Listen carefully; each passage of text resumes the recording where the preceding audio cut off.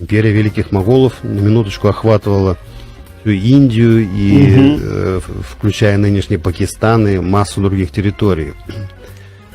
Империю эту основали тюрки, которые пришли с территории, ну, по сути, нынешнего Казахстана.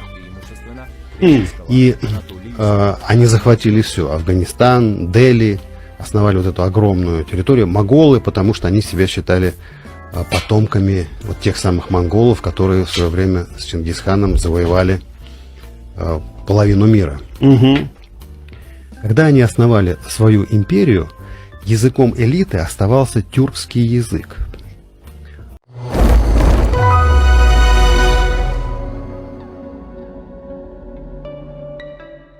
Дмитрий Юрьевич Петров, российский политолог, синхронный переводчик, преподаватель. Московский государственный лингвистический университет МГЛУ, где сейчас преподает. Находится полиглот Дмитрий Петров, и мы говорим об истории тюркских языков, которые, как вы знаете, являются языками не только нашей родины, как говорится, но и языками многих других государств, которые находятся рядом с нашей страной. Мы знаем, например, империю гуннов. Это тоже были тюрки. Да ладно? Да? Мы знаем в наших летописных источниках про нашествие половцев, печенегов, за борьбу Древней Руси с хазарами. Все это тоже были тюрки. Да. И с ними периодически воевали, гораздо чаще находили какое-то взаимопонимание и жили в симбиозе. В принципе, вот этот симбиоз славянских и тюркских народов и положил начало вот этому российской государственности. Интересно как. Сейчас в большинстве европейских языков приемлемый порядок субъект, действие, объект, то в архаических языках чаще был субъект, объект, потом действие. Ух ты! То есть не я люблю тебя, а я тебя люблю. И вот в тюркских языках этот порядок и остался доминирующим. Слушайте, но может это говорить о ментальности того или иного народа. Представляете? Надо дослушать до конца все, что тебе скажут, а только потом делать выводы. Конечно, так есть целые теории, которые обосновывают превосходство того или иного языка его какими-то грамматическими особенностями. Империя великих моголов на минуточку охватывала всю Индию и включая нынешний Пакистан и массу других территорий. Империю эту основали тюрки, которые пришли с территории, ну, по сути, нынешнего Казахстана. И они захватили все: Афганистан, Дели, основали вот эту огромную территорию. Моголы, потому что они себя считали потомками вот тех самых монголов, которые в свое время с Чингисханом завоевали половину мира. Когда они основали свою империю, языком элиты оставался тюркский язык. А параллельно с этим формировался язык армии. Так как армия включала в себя уже, кроме тюрок, массу других народов, армия — это орда. Ну да. И вот этот язык орды постепенно стал называться урду, который сейчас является государственным языком Пакистана, и который уже далеко отошел от тюркского. Но тем не менее, вот именно язык военной аристократии долгое время в империи великих моголов сохранялся именно тюркский.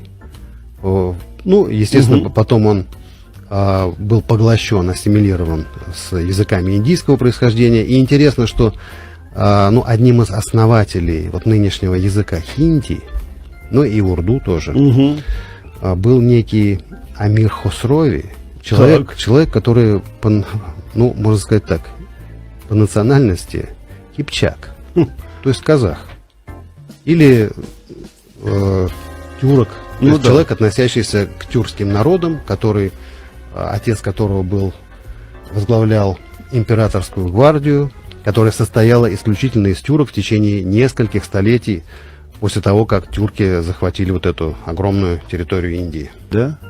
Сколько сейчас? Ну, территориально носители тюркских языков занимают очень большую территорию.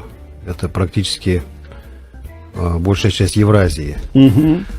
Количественно это количество носителей тюркских языков сопоставимо с количеством носителей русского языка. То есть это где-то за 200 миллионов.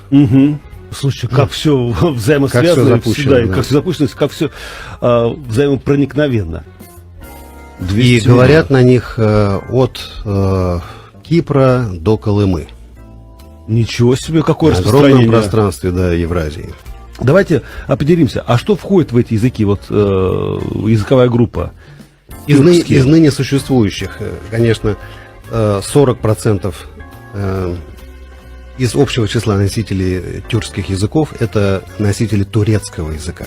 Мгм. Это турки. Так. На турецком языке говорит порядка 80 миллионов человек. О, Большая часть их, и, соответственно, живет в Турции, но и в других регионах тоже. Мы знаем, что есть такие большие диаспоры, общины и на Кипре, и в Болгарии исторически. А в последнее время появились многомиллионные общины в разных европейских странах, в первую очередь в Германии. В Германии носителей турецкого языка где-то 6-7 миллионов. ничего себе, это большая цифра. Так, значит, это Турция. Дальше кто? Близко родственные языки по отношению к турецкому это азербайджанский язык. Мгм. На азербайджанском языке, помимо людей, населяющих Азербайджан и азербайджанцев как таковых, говорит огромное количество людей, живущих в так называемом Южном Азербайджане на территории Ирана. О, То есть, достоверной статистики нет, но говорят, Мгм. что в Иране на азербайджанском языке говорит больше людей, чем в самом Азербайджане. смотрите, Турция, Азербайджан — это главные носители.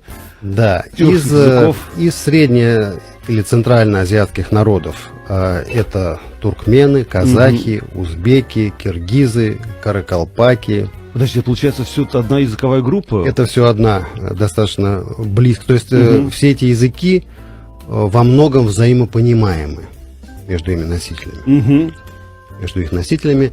И затем не забудем языки Поволжья, российского Поволжья. Это такие языки, как татарский, башкирский, чувашский. Это некоторые языки Северного Кавказа, а именно кумыкский, нагайский, балкарский, карачаевский.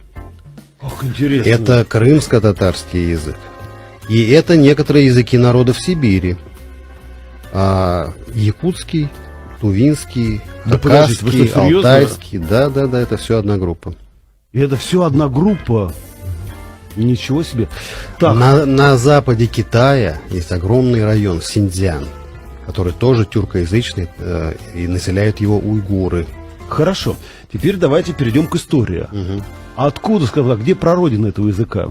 Ну, этих языков, скажем так. Прародина, как все, что уходит в далекое туманное прошлое, Мгм. всегда есть какие-то версии и гипотезы, но большинство исследователей и какие-то фольклорные источники сходятся на том, что прародина тюркских народов это Алтай. Мгм.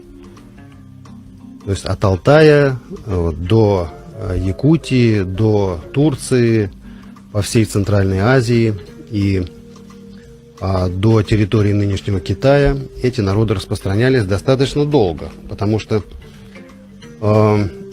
народы все эти первоначально вели исключительно кочевой образ жизни, поэтому, одомашнив лошадь, они со страшной скоростью распространялись по Евразии несколькими волнами.